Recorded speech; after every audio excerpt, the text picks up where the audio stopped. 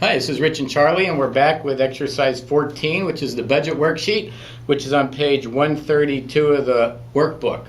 And we're talking about finances and building wealth for the future.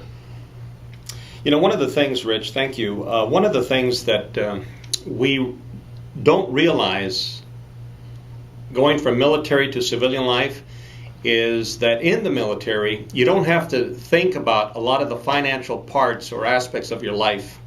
Let me give you some examples. When one student in class said, I didn't have to think about the babysitter because they had daycare centers there and it didn't cost them anything. Well, as a civilian, you know, you're expected to pay so much per week based on where you live just for babysitting. She also said I didn't have to worry about uniforms or my wardrobe because I did have uniforms. As a civilian, you don't wear uniforms anymore, so you have to get out and you have to shop. She didn't budget for that. And there were a few other areas, but the main point and the purpose of this budget worksheet is that it shows you or gives you a schematic of your monthly expenses as opposed to the income. When you think about it, Charlie, you're exactly right. There's value in the military through benefits that you don't get in civilian life. Sometimes it includes housing allowances and food allowances. And from the veterans that I talked to, they really didn't have a lot of financial education. No one told them that when they join the military, you need to start saving because when you get out, you're going to have to bridge a gap between the value of the military pay and the civilian pay. And, you know, even when you think about starting with a simple budgeting worksheet, why are we doing this? Why is it important? Well, it's important because 95% of Americans do not feel like they're prepared to go into retirement. Right. And, you know, if nothing's done with the Social Security system, we think that could be changing dramatically, and we can't rely on that as well. And also, money is one of the main sources of conflicts in relationships and marriages. And it's not just money, it's the lack of money. I mean, if you had plenty of money, that'd be fine. But most arguments with married couples or couples that perhaps are to be married find it very difficult. When you don't have the financial wherewithal, it starts becoming very stressful. And as you're transitioning out, unless you have a job or a profession that you have prepared for, it's going to be a little bit stressful. So just understanding your monthly budget is very, very important. And we have a schematic here in the next couple of pages.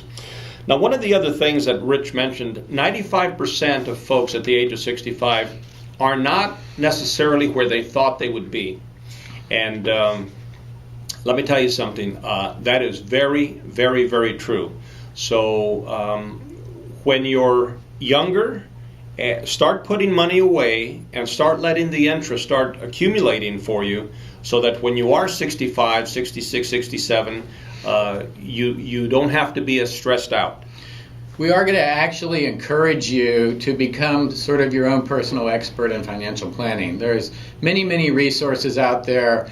We're going to encourage you to go get a financial planner.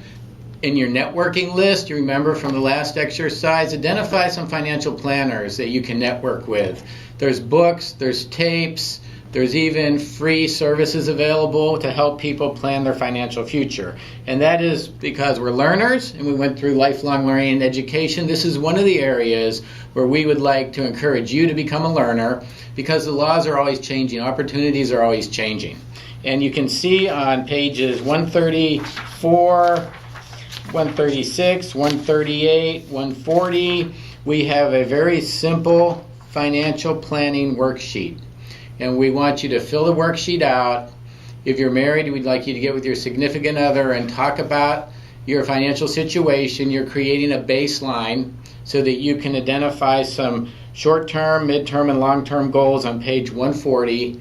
And then you can think about this in aspect of your entire life wheel. You remember the life wheel and all the different slices of the pie? This is a very, very significant slice of the pie because people are living longer than ever before. Job markets are more uncertain than ever before. So you want to be able to get started wherever you are in life, and it's never too late to begin. to be putting a financial plan together so that you can plan for your retirement, and also so that you're working within a budget so you can have some leisure and have fun along the way. I get really disappointed when people say that they don't feel like they can spend any money or have any fun because they're saving everything for retirement.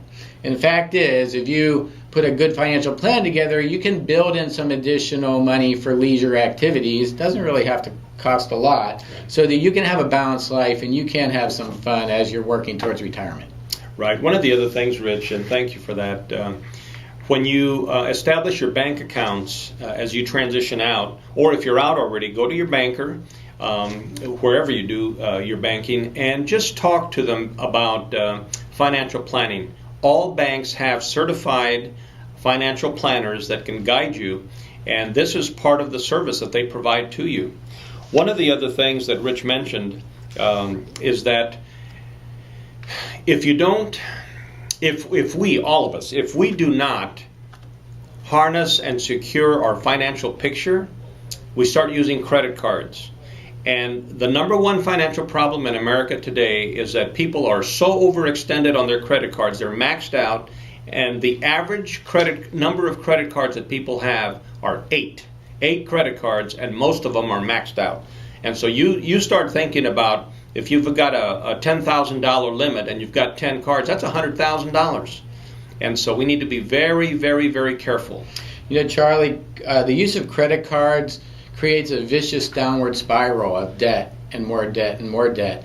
And if you flip the coin over and you actually invest in the same way, in the same types of interest-bearing vehicles as credit, but for building wealth, you can create a virtuous spiral yourself for wealth. So exactly. Some of that you have to deal with being patient and sometimes holding off on some things, resisting immediate gratification from material things, and we all know that materialism doesn't bring happiness. So you can get a satisfaction out of saving and paying cash as you go for things, and you don't have to worry about getting into that hole of debt, which will take you years and years to climb out of.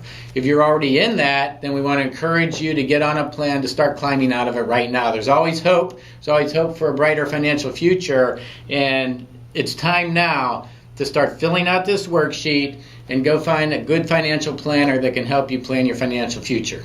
Exactly. All right, very good. Thanks.